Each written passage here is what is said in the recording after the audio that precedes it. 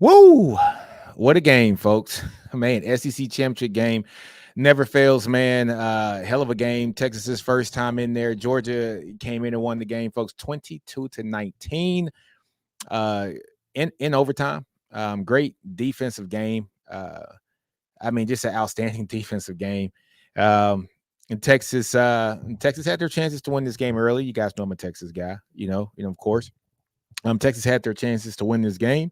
They did not win this game. They missed two field goals. Very conservative, I think, on some of the play calling in the second half. Couldn't establish the run. Also dropped balls in the first half too as well. I think Golden had a drop touchdown pass. Quinn was on the money for the most part of this game. I think that first interception was not on Quinn. It was on Bond. The second interception was on Quinn, but Quinn gets saved. Barron comes in and gets that pick to give us an opportunity to go win the game. Texas doesn't. They go and tie the game. We go into overtime. We get the ball first.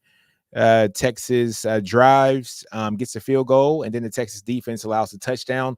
Really good game.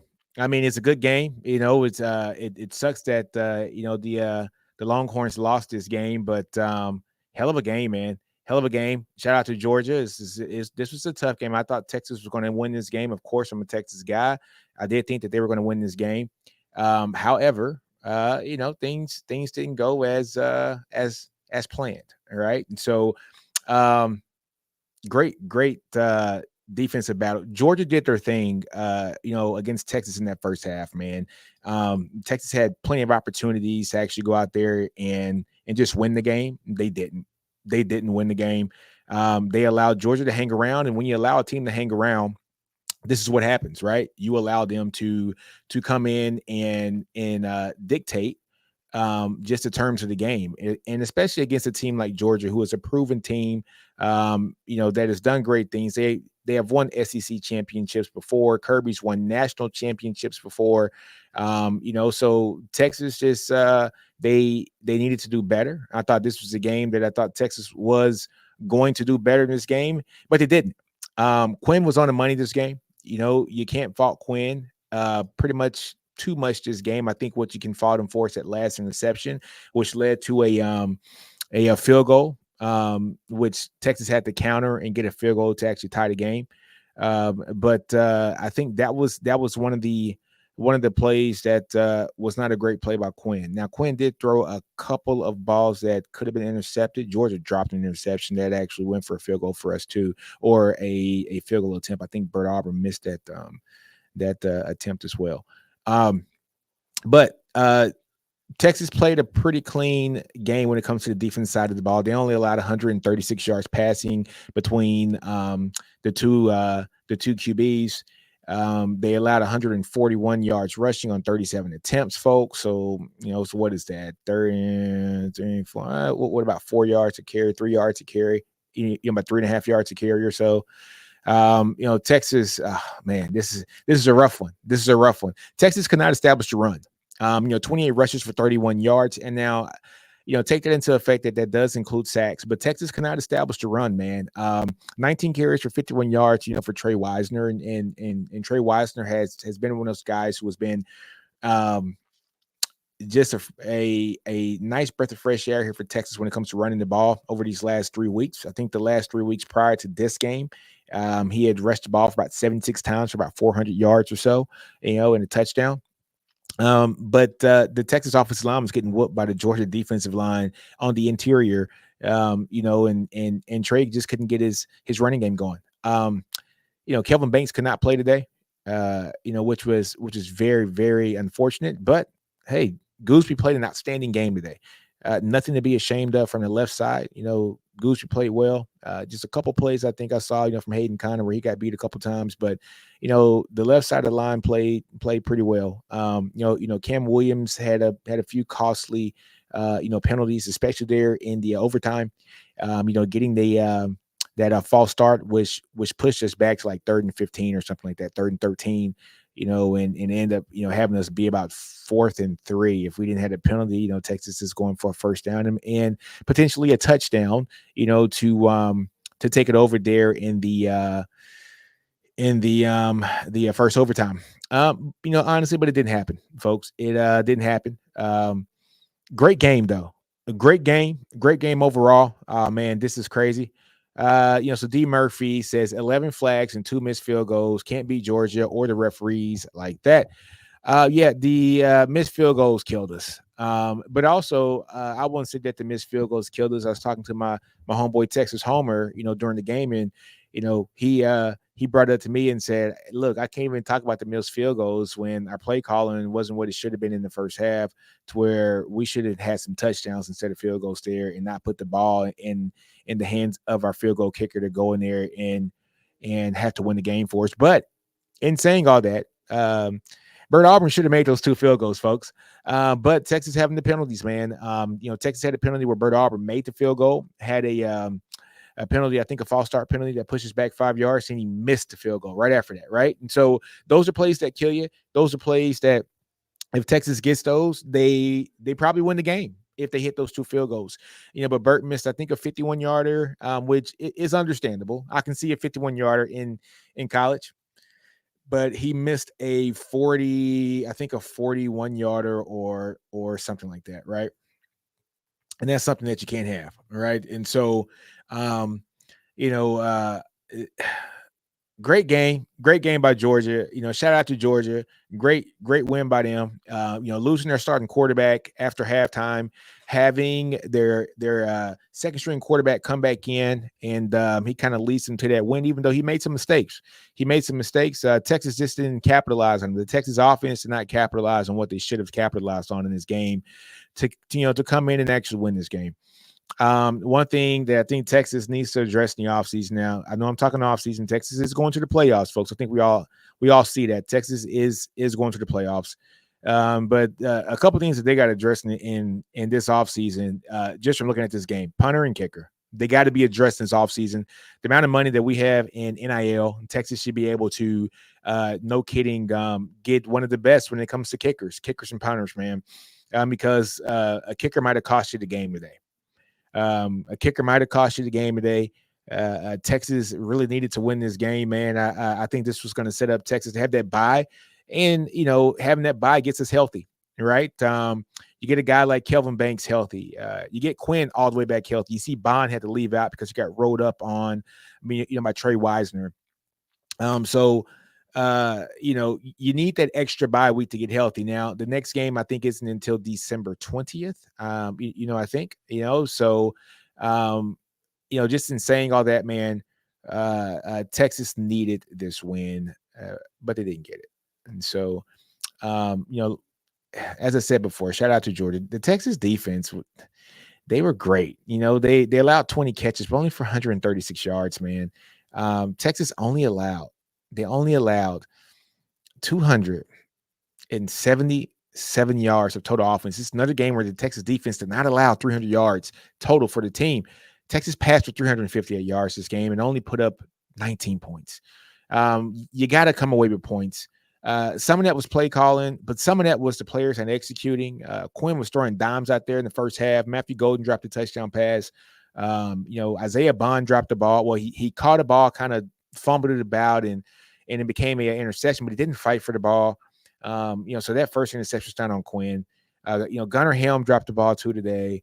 Ryan Wingo dropped the ball as Texas was going in the red zone as well. We had a lot of drop balls today, folks, which is very uncharacteristic for this Texas team. They're pretty sure-handed. Texas didn't run the ball.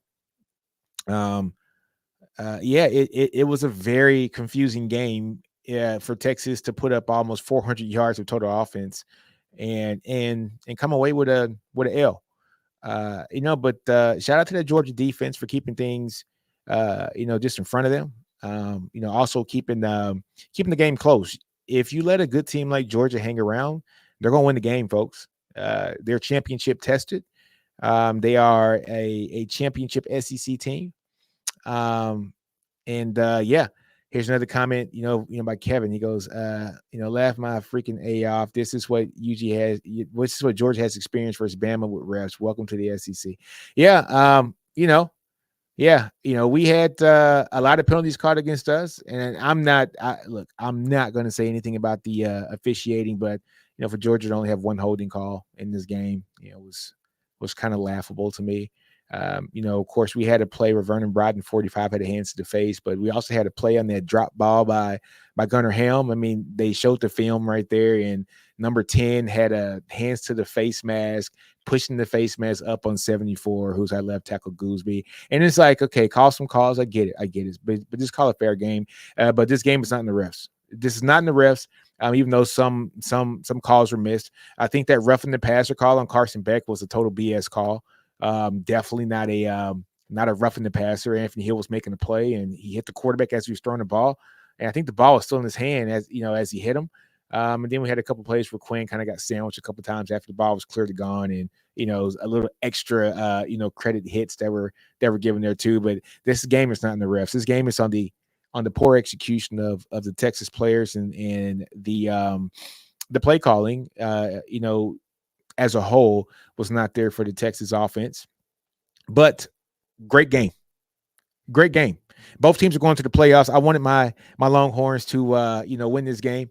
Just because I am a Longhorn, proud grad here. But but great game. So shout out to Georgia for coming there and getting the win. Other things I want to talk about too, man, is just the defense as a whole. Georgia brought a lot of pressure. How many sacks did Georgia have? Like 6 sacks today. Texas had about 3 or 4 sacks as well. Colin Simmons is going to be a force to be reckoned with here over the next 3 years here in the SEC. Well, probably just the next 2 years. She's that talented. He's probably going to be a first round pick. After his junior season. Big interception by Barron. Just a great overall defensive game from both teams. Both teams made great stops when you had to. Texas couldn't make that stop there in the overtime, which I was kind of expecting when they went empty. I was screaming in my living room. Quarterback run. It's going to be a quarterback draw. They're going empty as a quarterback draw, and sure enough, it was a quarterback draw. From Gunnar Stockton. Great hit by by number 4, which is Makuba. Great gritty call, by the OC Bobo. But great call. One thing also, I mean, I'm just looking at these stats, and it's just staggering, just the difference, man. Like Matthew Golden, 8 catches, 162 yards. Matthew Golden had more receiving yards himself than the entire Georgia team. The next person for Texas is Golden. I mean, it's more with 9 catches for 114 yards. Let's just get rid of Auburn. When I see Auburn, I think of Auburn, Alabama. I was just in Alabama for just a year this past year, but yeah, Auburn cost us the game today, but it's not just Bert Auburn. I'm not putting everything on him. He has to make those kicks. Yes, he has to make those kicks. But also Steve Sarkisian, I think in the first half, he went for the blood, I think, in the first half, but he got very conservative. I think he tried to run the ball when Texas couldn't run the ball. And I think once we realized we couldn't run the ball, it was time just to let Quinn do his thing. And I don't understand why we didn't let him kind of spin it. We looked here, there was one drive in the second half. I think it was the first drive of the second half for Texas where 1st and 10, Texas runs the ball. We lose 3 yards, right? And so we're already behind the chains. It's 2nd and 13. And then what does Sark do? He runs the ball again, right? And then we lose 2 yards, and we are 2nd and 15. And it's like we're 3rd and 15. And so we're so far behind the chains. All right, so T-Money goes, the slow developing play action on the drive where Quinn threw the second pick was an issue. Yes. And it's like that slow developing play action, that one screen pass where Sark does a play action pass, fakes it to one running back, because he usually runs this out of 21 personnel, which is 2 tailbacks and 1 tight end. He fakes the ball to run running back and fakes like he's going to throw it to the right hash, and then he swings around and throws it to the second running back on the left hash.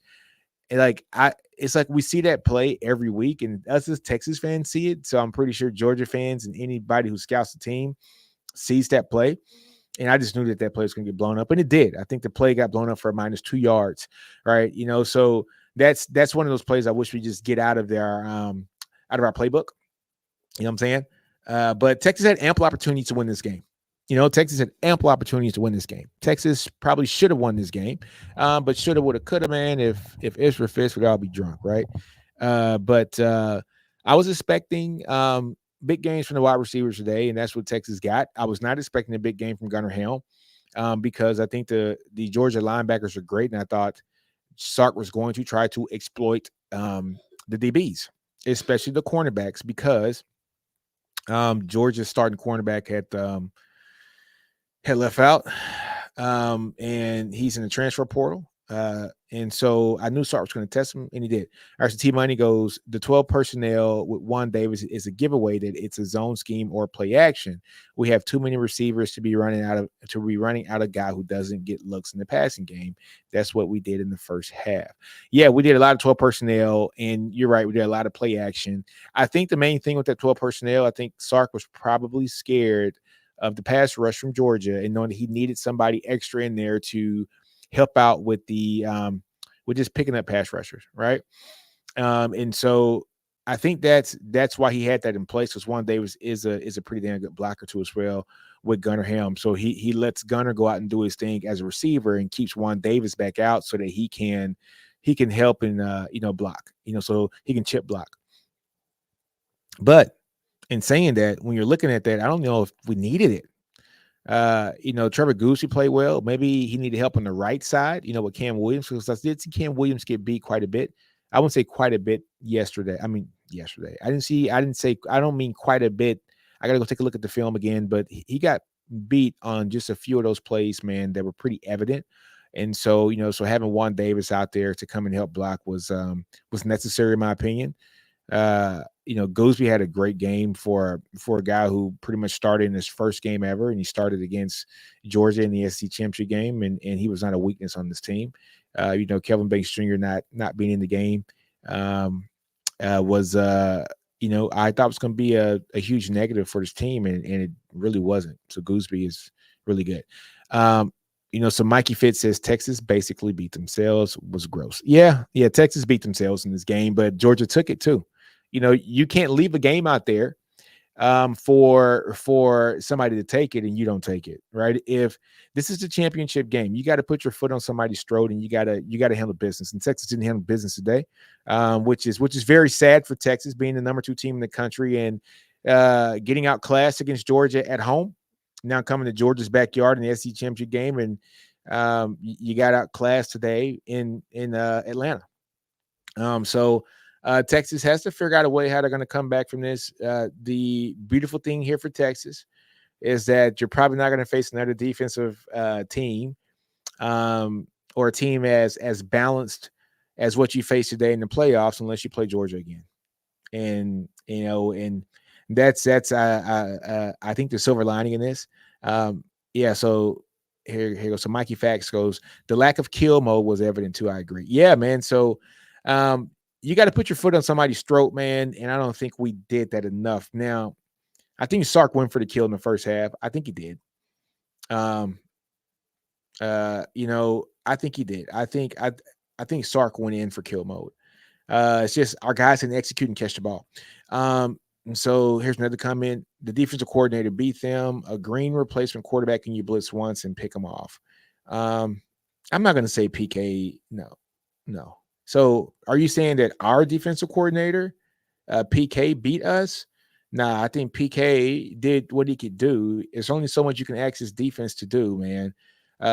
You are holding Georgia in regulation to 16 points. Texas offense, you got to go score points. You got to go score points. Field goal kicker, make a kick. I mean, these are things that are evident things. Execute and make your field goals. Yeah, PK called a great game. I'm not holding anything against PK. You hold Georgia to 277 yards, under 300 yards, in 16 points in regulation, and we want to say that the defensive coordinator is the one who come on now. And a right-handed quarterback is in for one play inside of 3, and you don't stack the line. he could have he couldn't throw a pass or pitch out even. Uh, I'm not putting this on PK. You're not gonna I'm not doing that. If there's any coordinator that you need to call out, it's probably Sark for being conservative. I think Sark played for the field goal on the first overtime. We did a couple, jump balls and fades that were out of bounds. Yeah, I think Sark played for the field goal in the first overtime, and it came and killed us. All right, so Jay Kill says he says that Quinn's not a very good quarterback. Talk about that. PK was a stellar talent. Okay, PK has a stellar, talented defense, but doesn't call. I mean, no, he has number one defense in the country for a reason. Yeah, I'm not gonna take that kind of slander. Let's talk about Quinn. All right, I can't put this game on Quinn. Jayski 215. I can't put this game on Quinn. Quinn had one play where he threw a pick that cost the team 3 points. I can't put this game on Quinn. So if you're going to say that this game's on Quinn, then what about that ball that Quinn dropped? That he dropped a bomb in the end zone that Golden dropped. What about that ball that Quinn passed to Wingo that would have been a first down that Wingo dropped? What about that ball to Gunnar Ham that would have extended the drive? He would have got 3 or 4 yards, and that might have extended the drive for us to get another first down that he dropped. What about that ball to DeAndre Moore that was across the middle that would have been the first down that he dropped? Like, I understand that the fan base, that a lot of this fan base are not Quinn guys. But this game's not on Quinn, folks. If you want to get to anybody about this game, it is the execution of the plays by some of the skill position players. It is the interior of the offensive line by not maintaining blocks that Trey Weiser can run the ball effectively. And it's on Sark's play calling. He was very conservatively play calling in the second half. And I think also in the overtime, he played, in my opinion, for that field goal. Mikey Fitz says, ain't a world we live in where you can put it on PK. Exactly. So T Money says the difference was we played to the screen game at the end on the play where Stockton got rocked. Benda should have spied, but that's Georgia's game. The screens are extensions of the run to set the middle QB draw or running back draw. Yeah. Arch would have won this game, though. What evidence gives you that? I'm asking, what evidence gives you that? What evidence gives you that Arch would have won this game? Like, come on, guys. This was not on Quinn. If you're a football a person who watches football, you know that this game is not on Quinn Ewers. He didn't lose this game. And I'm not the biggest Quinn truther. I mean, I'm not the biggest Quinn fan. I shouldn't say that. I love Quinn Ewers. I do. I think he's a great player. I think that there's limitations to his game that this team that Sark schemes around. However, those limitations did not show up today. They did not show up today. This is not on Quinn. We need Archie or we will lose in the playoffs. What evidence is giving you guys that? Here goes T Money goes, no, Arch would not have. Do you remember how many throws Arch missed in the first game? Missed Golden on the levels concept and threw into a triple. Exactly. You got to let some of these guys mature. Vince Young wasn't Vince Young after his second season, right? I mean, let's be honest. People were calling for Vince Young to be a wide receiver after his second year. It was his third year where Vince came in and kind of led the team and did his thing and went to the Rose Bowl against Michigan in 2004 and ate it up. In his fourth year is when we won everything. So, I think we put a lot of pressure on these kids to think that they should be all world guys. I put Arch in the class where Arch would have been a hell of a talent this season too as well. I think Texas has a great record with him. But Quinn he knows the playbook like the back of his hand, and Sark is comfortable with calling the plays with who he has. Arch Manning maybe he's ready, maybe he's not. But I think the guy who gives us the best opportunity to win the game right now is Quinn Ewers because he has played and had all those snaps. You're telling me you want to put a guy in Arch Manning who hasn't had meaningful snaps in the game since Mississippi State. Guys, that was 8 weeks ago. 8 games ago, 9-10 weeks ago, and now you want to throw this guy in. I don't think that's it. I'm tired of losing to Georgia. Well, hey, it is what it is. And no, Archie came in when we was down 30 already. I don't think we were down 30 when Arch came in. Arch came in before the second half. I don't think we're down 30. Arch's legs are a game changer, different element. Yes, his legs are a game changer. However, um, there's nothing Quinn did wrong in this game.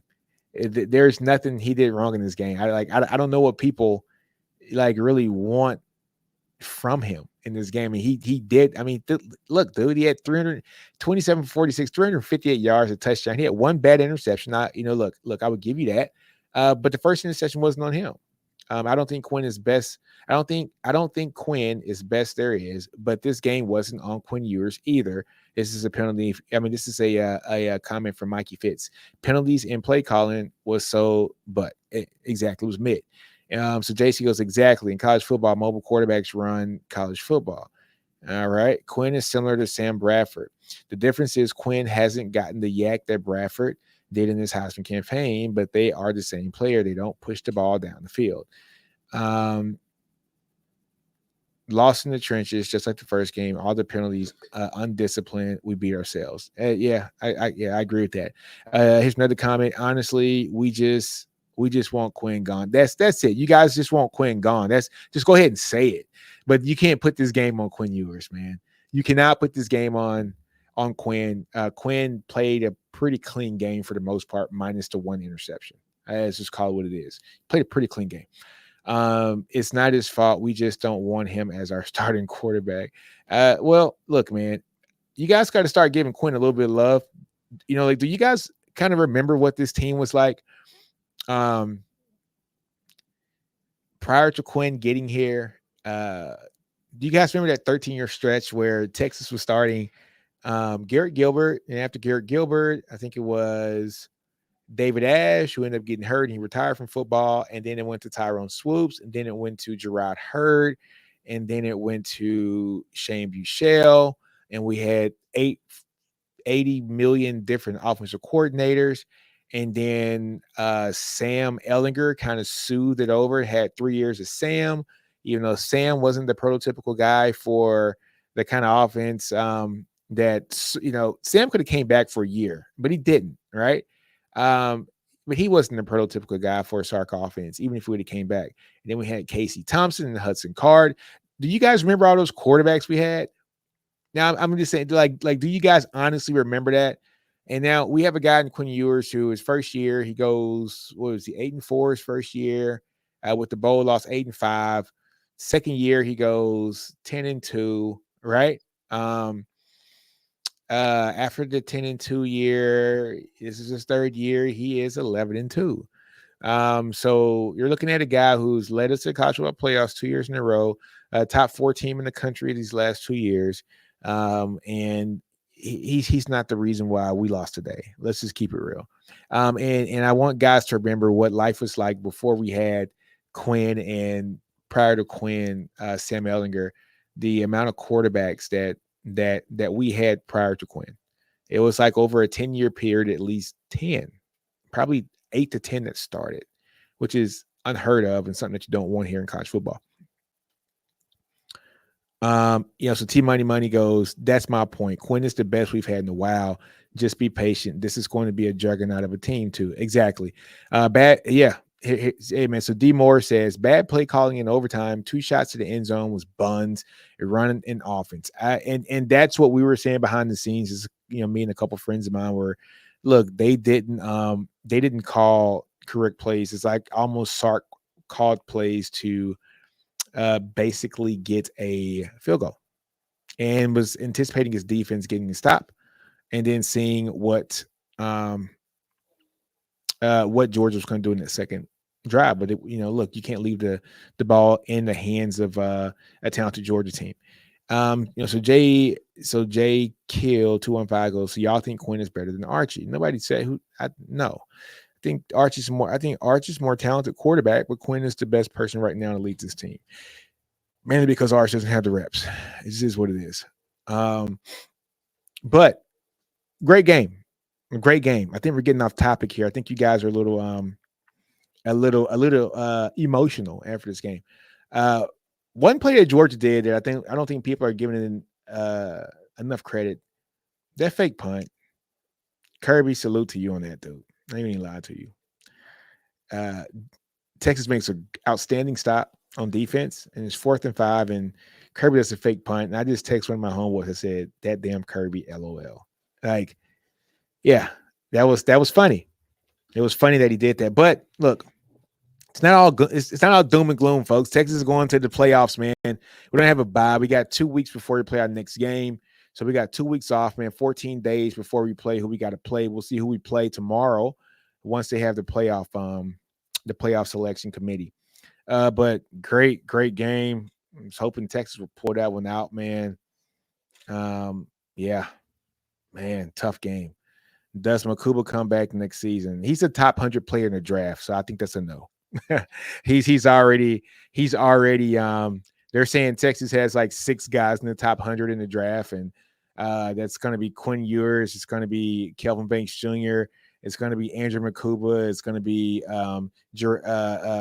Barron, it's going to be Alfred Collins. Those are 5. I'm missing somebody else. Gunnar Helms, another one, that's 6.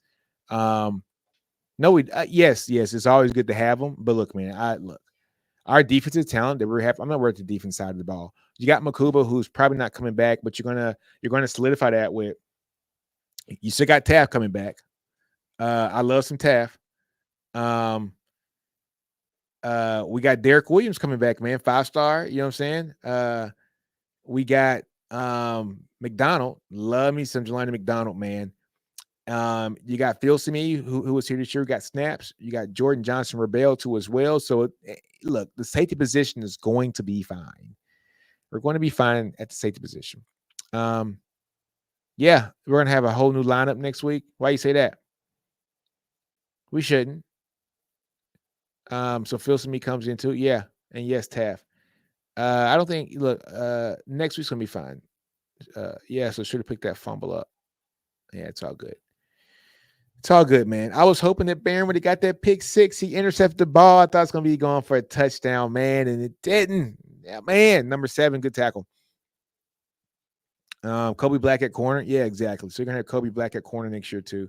Probably playing the boundary, man. It's going to be interesting to see where he plays because he'll probably play boundary. He's a little bit bigger. And then you have Manny coming to play at the field position. Just having both of those guys back there as your starting cornerbacks, big physical guys for the SEC, which is going to be great. So he needed a block. I know he needed the block. Man, pick 6 would have won us the game, but 2 Bert Auburn kicks would have won us the game too, man. So, man, what a game, guys. What a game, fellas, man. Look, it's not all doom and gloom. We're not out of everything yet. We got the playoffs coming up, man. We start in 2 weeks. December 20th is when it starts. And I look forward for Texas to do some great things in these playoffs, man, as long as we don't have to play Georgia again. As long as we got to play Georgia again. Oh, man, Clemson's up 14-0 on SMU. Oh, man, I told y'all Clemson's going to win this game. A second-string quarterback made plays when it mattered. What did Quinn do? Not first-round talent. Nobody's saying he's a first-rounder. I'm just saying that it's not. Look, the second rounder had plays that were called for him that were advantageous for him, right? They were advantageous for him was he's a runner. They didn't put the ball in his hands to throw the ball. You know what I'm saying? They didn't put the ball in his hands to throw. They put the ball in his hands to run the ball. Because when he threw the ball, guess what happened? Pick. You know what I'm saying? So look, I'm not hating on that. This game should have been 17-3 at halftime, Texas, but it wasn't. So SMU just scored.